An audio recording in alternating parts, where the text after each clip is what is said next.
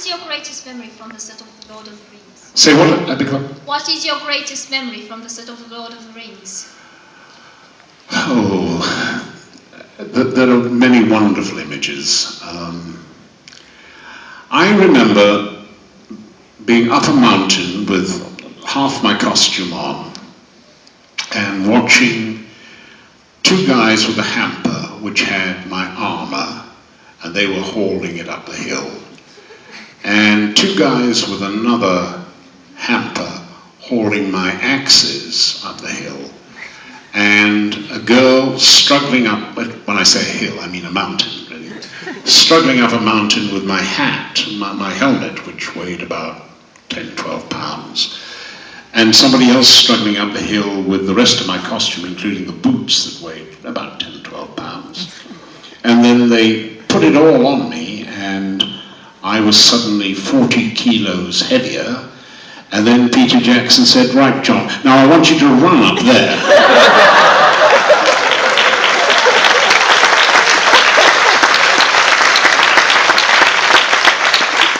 Hello. Hello. First off, I think I should really say this. We are very lucky to have you here, sir. Not as lucky as I am to be here with you. You're a lovely people.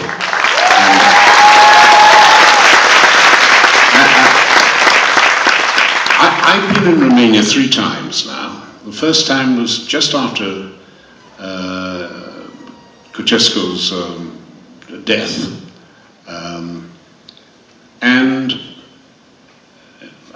And you were a very ragged and poor people. I mean, impoverished beyond belief, really. And both excited and completely and utterly confused about what your role was to be in the world and life. By the time I came back about 4 or 5 years ago, you had changed a great deal. At that stage, you were digging up every single road that you had, and I think I fell into most of the holes. But there was a great sense of improvement, and a great sense of that you were beginning to understand, what your role was. And I come back this time, and I find you very poised and very mature Europeans, and I think these are desperately difficult times all over the world, but particularly for regions of Europe that have had such a horrifying background as you guys have had. All I can say is, as an old man, I've seen the tide go out before, and the tide comes back in, and then it goes out again, and then it comes back in again. Right at the moment, the tide is out, and may go out even further. But one day it will come back in, and your job is to be prepared to take advantage of that tide when it comes back in. If you can survive now, and survive for the next few years, when the tide turns, you will do wonderfully well. And that applies to all of us. All of us will have got to adapt to these new and different times. And those of us who do will survive, and those of us who don't will not survive. It applies to members of my own profession as well. It applies to me. So just be of good courage. You're a great people, and you have a great future. And I love being here.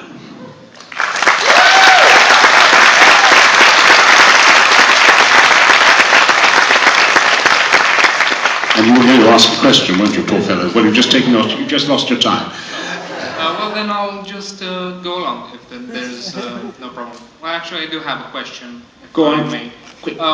What is the best advice and the worst advice you ever got from a fellow actor? The best advice I've ever heard an actor give another actor was the great Peter O'Toole, whom I'm privileged to call an acquaintance of, if not a friend. I love Peter. Peter was playing Henry in Lion in Winter. And he got together the entire cast of actors around him. And he said, right, now listen. Listen to me very carefully. I am out to steal every scene in this film. Your job is to stop me. Now, at first hearing you think, oh, egocentric actor. No, it's a director's note about a dysfunctional family. Henry is there, and he is the alpha male, and everybody else in the family is saying, what about me? What about me? You never cared about me. It's me. And every one of them are trying to rest focus on themselves. It's a brilliant, brilliant actor's note.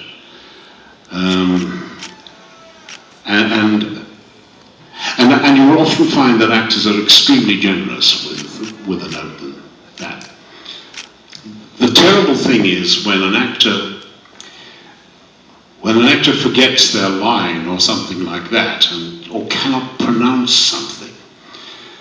And that's always a very delicate thing for actors. I remember working with Elizabeth Taylor, and we were doing Young Toscanini. And our director, Franco Zeffirelli, was going through a really tough time. He needed his hip replaced. He was in agony. He was taking painkillers every few minutes and downing a bottle of scotch to wash it down. So he was not perhaps in the best condition to direct anything. And poor Elizabeth had this wretched line, and every time we did it, she tried to find the way to say it. And it was just one of those things that sometimes you can't work out how the line goes that it's obvious to everybody else. And I thought, oh, I daren't tell her how to say this. It's such an insult to an actor to tell him how to say it. And in the end, I just couldn't resist it. And I said, you know, Elizabeth, when you say, and I said the line the way it should be said, it's really interesting, isn't it? Because it really refers to that line just previous. And I haven't realized, and I said the line again, I haven't realized that. And it also relates, and I said the line again, to that other line that comes up with you. And I said, so, when you think about it, and I said the line again, it's a really interesting line, isn't it?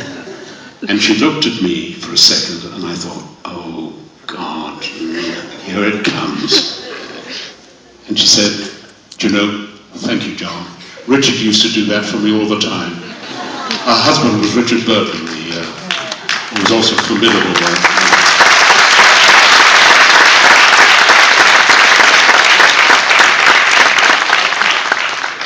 And the worst thing an actor can say to another actor, just before you're walking on the stage, your flies are undone.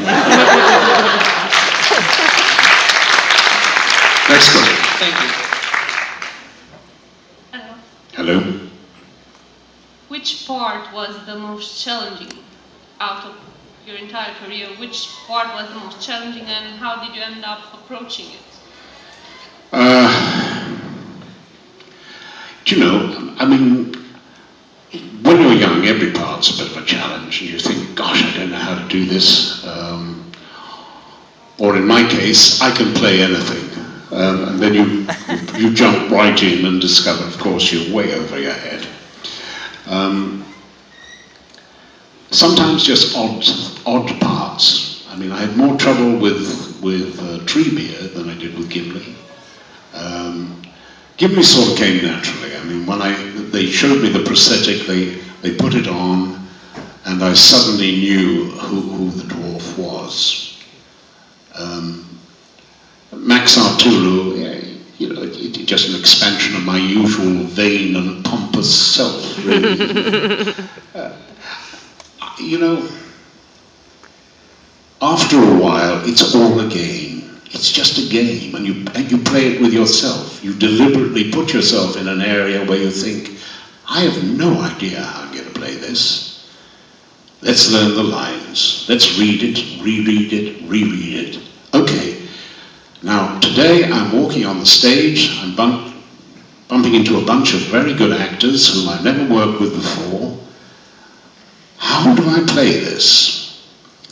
So, the one thing you have to do is listen. Listen to what the other actor is saying. If you're listening properly, then your answer will be truthful. And that's when all the preparation comes in. And you listen as the character would listen. You know, and there's that pause, and you make the reply. And it's right for the character. I don't know how it happens, but I suppose it happens somewhere in their head, doesn't it, really? Or your heart, or your feet, as long as shoes aren't